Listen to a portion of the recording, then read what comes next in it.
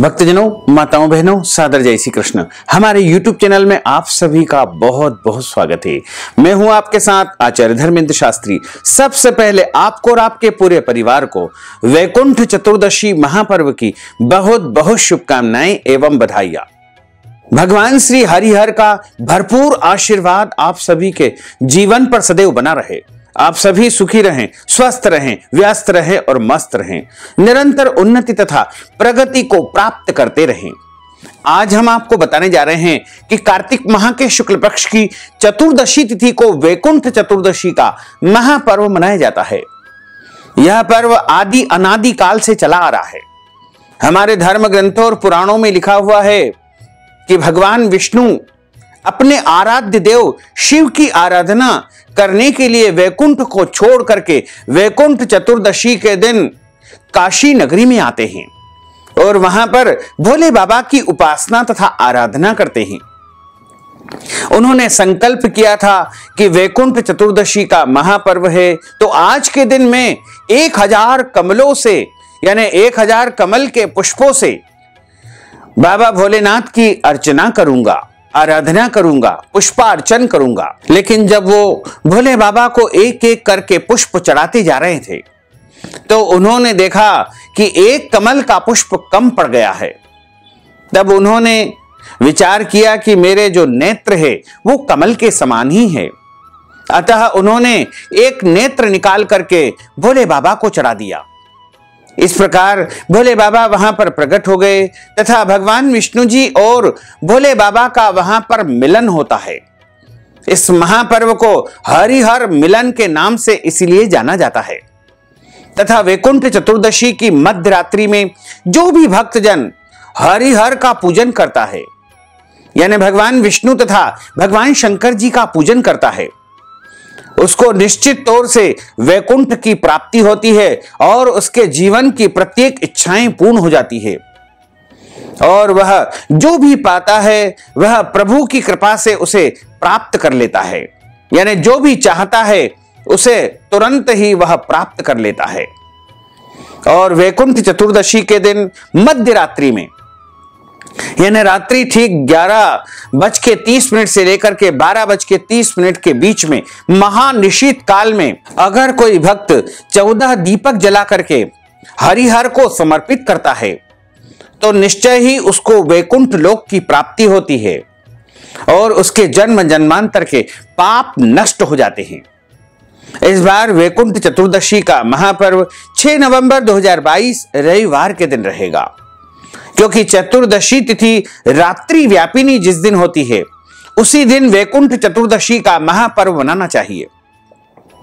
6 नवंबर को शाम को 4:37 से चतुर्दशी तिथि आरंभ होगी जो कि अगले दिन यानी 7 नवंबर को 4:16 तक चतुर्दशी तिथि रहेगी। इस प्रकार यदि देखा जाए तो रात्रि व्यापिनी जो चतुर्दशी है वो 6 नवंबर 2022 रविवार के दिन रहेगी। इसलिए सभी भक्तजन, माताएं, बहनें वैकुंठ चतुर्दशी का महापर्व 6 नवंबर 2022 रविवार के दिन ही मनाएं। और वैकुंठ चतुर्दशी के दिन व्रत रखा जाता है। एक समय भोजन करके इस दिन व्रत करना चाहिए तथा इस दिन शुद्ध और सात्विक भोजन का उपयोग करना चाहिए।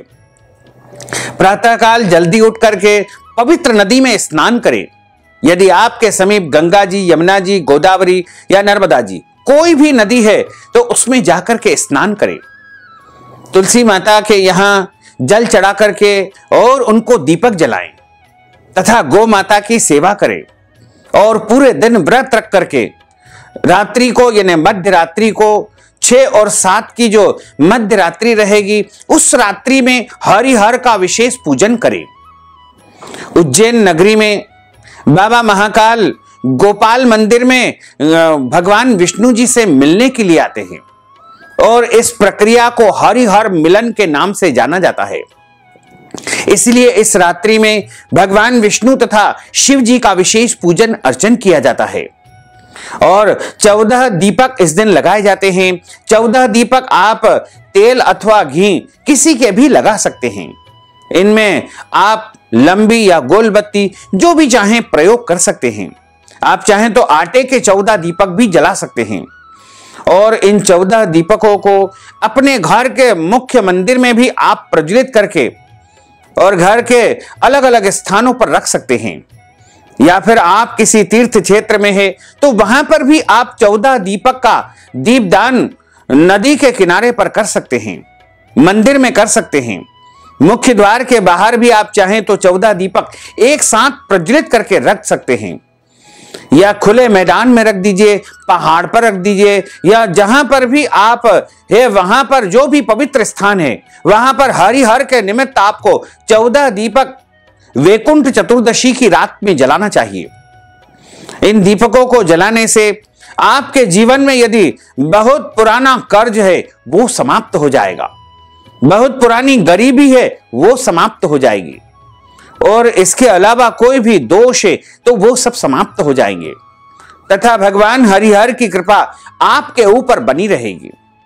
तो आप वैकुंठ चतुर्दशी का महापर्व मनाएं और भगवान विष्णु जी, शिव जी का पूजन अपने तरीके से, अपनी विधि से कर लेवे। गंध, अक्षत, पुष्प, धूप, दीप, नैवेद्य इत्यादि से दोनों देवताओं का इस रात्रि में पूजन करना चाहिए।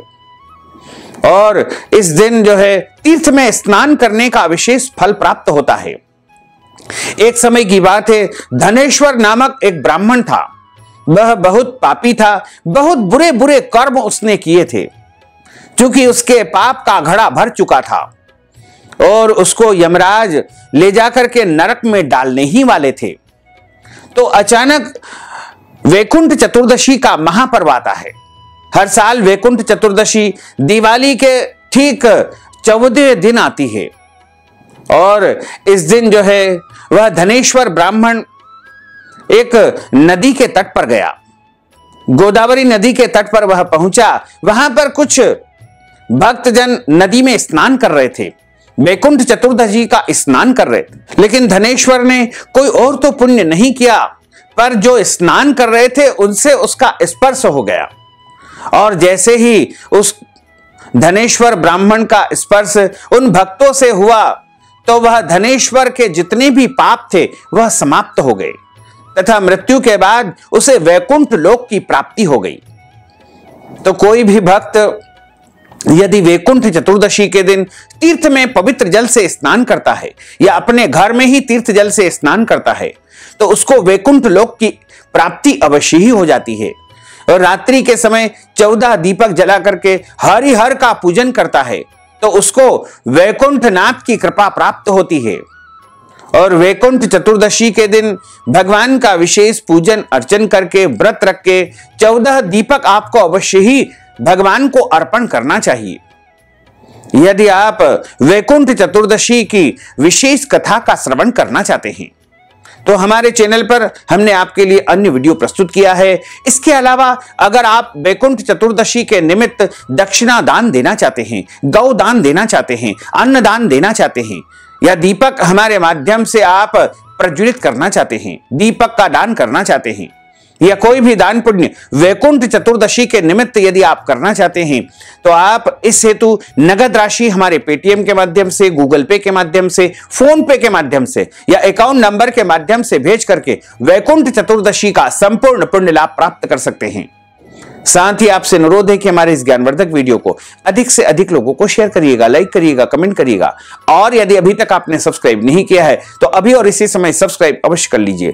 आपको और आपके पूरे परिवार को सादर जय श्री कृष्ण, सादर धन्यवाद।